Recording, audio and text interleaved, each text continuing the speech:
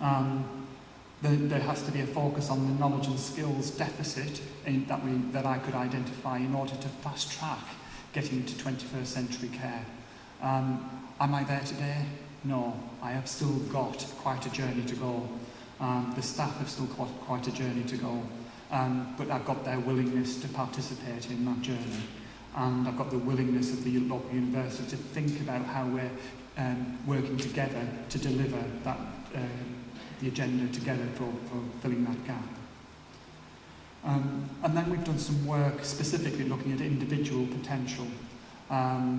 We've done some work rewriting, for example, matrons' job descriptions, giving them some assessment against that job description to see where their individual skills gaps are, some additional training that they will finish in December time, which looks at improving their individual leadership within the organisation, and the impact that I want them to have within the decision-making machinery of the hospital, increasing their personal and professional impact, knowing that they're more responsible for the line management of what's happening with patients on every single ward, and managing ward sisters in a way that actually they didn't seem to be doing is a crucial element.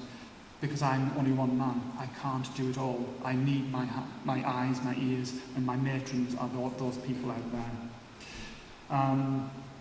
And they require a vision, and I'll talk a little bit, I think, it might be the next slide, about nursing strategy.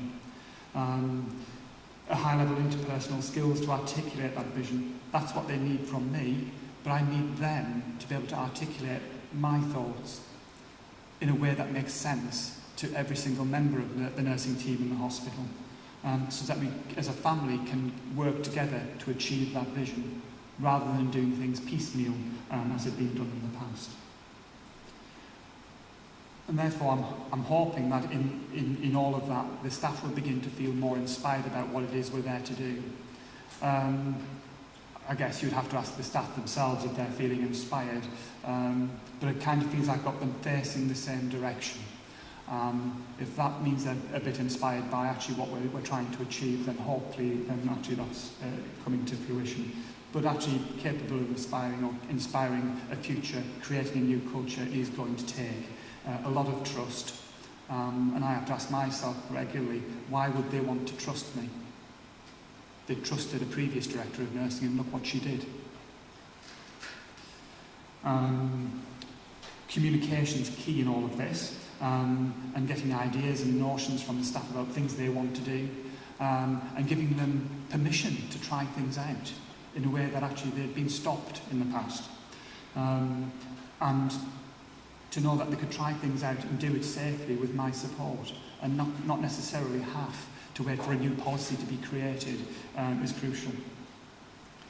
And then power and influence and status should be based on participant involvement, their impact, their face-to-face communication, and their information that we share together. And I created a professional forum in the hospital for the ward sisters. It only happens once a quarter. We have a full day out together as a group of senior nurses in the hospital with the matrons and some of the practice development team that we have in the trust with my deputy. We're using that forum to gather their thoughts around a nursing strategy, to think about how the vision of nursing should be in the organisation, how they can work with, or we can work together rather, to actually drive that vision forward. I am beginning to see one or two ward sisters now coming into our trust board meetings to hear what's going on, to get a sense of the direction that we're going, to hear the stories that are coming through, and to get a real sense of the importance of the work that they do on a day-to-day basis, particularly when I'm giving them grief for not doing their nurse care indicators, for not telling me how well or how badly they're doing on their fluid balance charts, because actually that's really important. We have five themes in the hospital, and you can see these on the screen here. We use these as, if you like, our mantra to direct the organisational objectives. For me, having a nursing strategy wasn't about creating something which sat left field, but for me, it's about saying, how do we as nurses and midwives contribute to delivering the organisation's objectives? So we're creating our strategy with that in mind. It's currently under and I said destruction then, construction, in order to actually paint out in words of one syllable what it is we're there to achieve. And we're not quite there yet. It's going to be probably published in the next month, or at the latest by January. There has to be a bit about planning for tomorrow. Manjit mentioned the clinical services review. Again, for us, from a professional point of view, is where is the impact of nurses? How do we measure what nurses do for patients that actually make a big difference? Where is it that my nurse specialists, for example, impact on the day-to-day care for patients? And does that affect the income that comes to the hospital?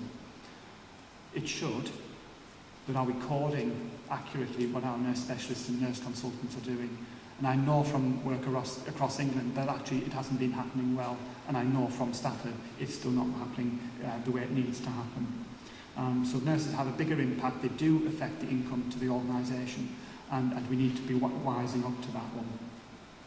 We're doing a lot of work on getting practice standards defined. I think the ward sisters are now very clear that if Colin sees something not right, he's going to tell them exactly what he feels about that care. And actually give them a clear view about what it is we're there to achieve. But less and less am I having to pick up on bad care. Most of my time when I'm on the wards talking to patients and their families, I hear many, many, many compliments about care. Many compliments about individual nurses and their impact on their individual lives as patients. And it has to be a great rarity now to hear a complaint when I'm out and about collecting that sort of level of conversation piece. And I spend time every week on the wards. Don't get out as much as I'd like to, but I do spend time every week on at least some of the wards. And we are based on two sites 10 miles apart. But for me, it's about how do we create a new legacy. We've got a legacy. It's an absolute rubbish. It's an atrocious legacy. And it's not the one I'm leaving the profession with. And that's why I'm motivated. I'm motivated by good things. I'm motivated by things that go wrong. I'm motivated to make sure that patients get a good deal out of the system. And I have absolutely no intention of leaving my career with a legacy like Stafford and its history. I'm leaving my career knowing that Stafford has been fixed.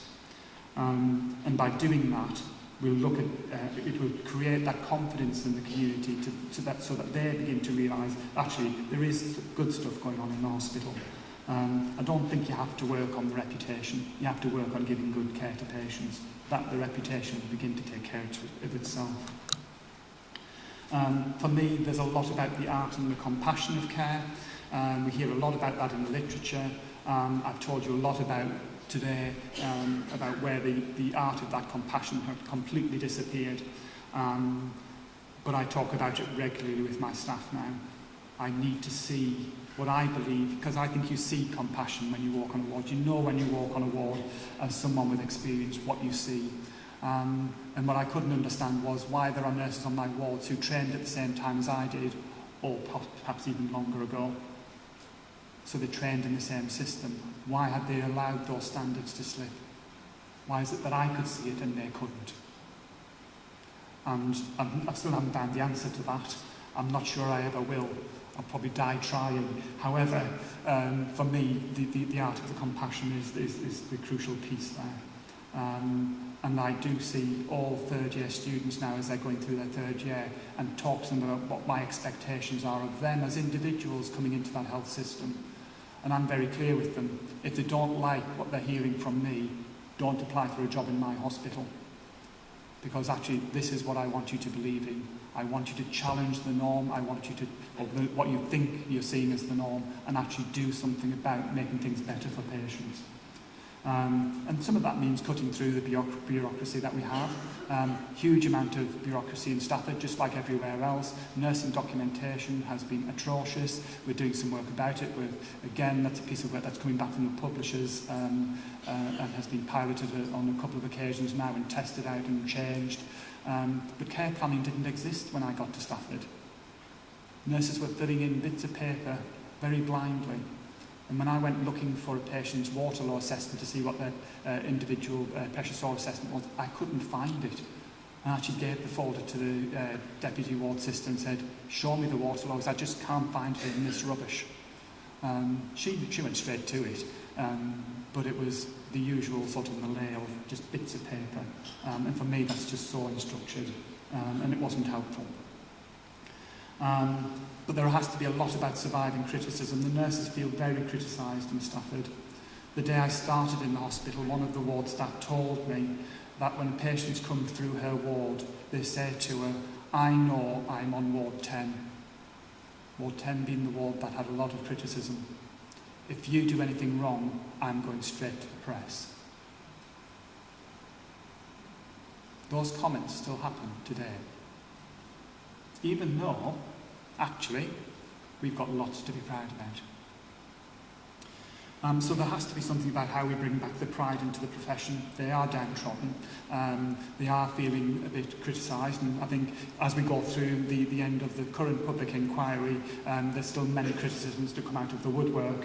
There's still a lot of work to do with the Nurse and Midwifery Council for those nurses who are under investigation. But there will be a brighter future out there. There will be a time when actually the nurses can begin to feel a bit more pride in what it is they're there to achieve, and they're getting there. So there has to be a lot of there about what nurses were allowed, what they're not allowed to do in the past, what they are now allowed to do because Colin's in charge at the top of the shop. The qualified nurses were allowed to give drugs out because there's only 40% in the workforce.